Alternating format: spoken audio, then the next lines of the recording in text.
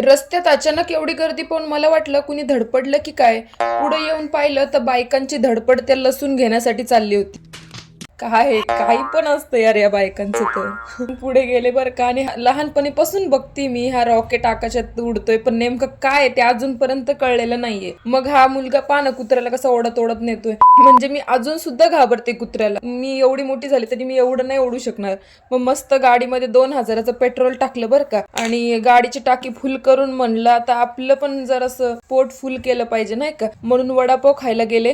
आणि एक नाही बरं का, 2-2 वडापाव खाल्ले. वडापाव तर खूप टेस्टी होता बरं का, म्हणून एक नाही मी 2-2 वडापाव खाऊन पेट पूजा केली. रात्री जेवणाची गरजच नाही, आणि तुम्ही बघू शकताय.